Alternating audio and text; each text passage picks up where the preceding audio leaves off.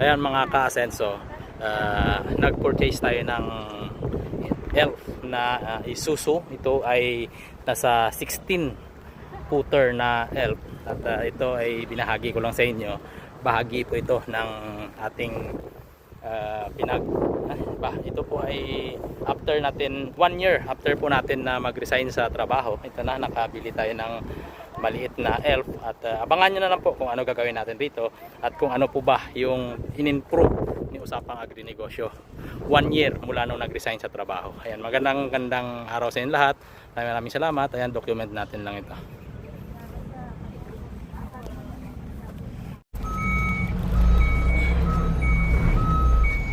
Ayan mga ka-asenso, full tank tayo.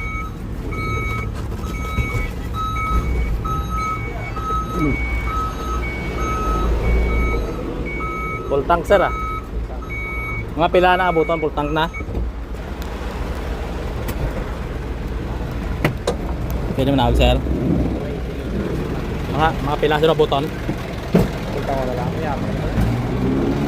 Yapinek. Ito, gasolina tayo mga ka-asenso. Full tank ah. Hindi nga mo na napo na.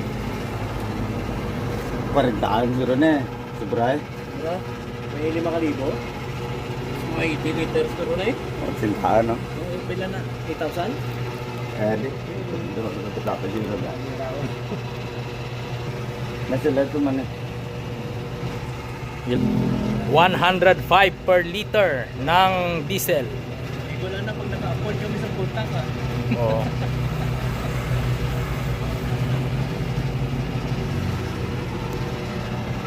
Ang laki ng tangke, no? Mga ano to, 80 liters.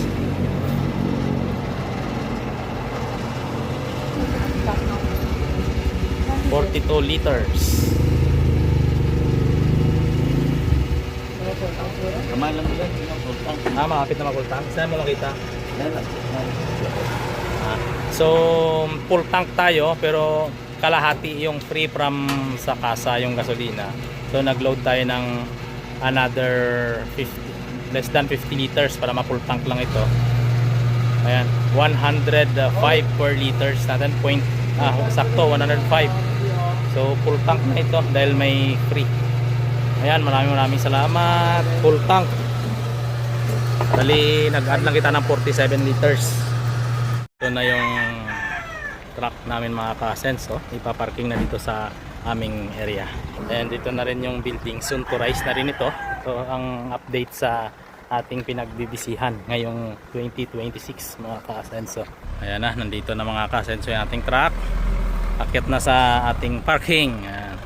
With ating gwapong driver, si Anik. Wow. Sige, ikaw na bahala magpwesto ah.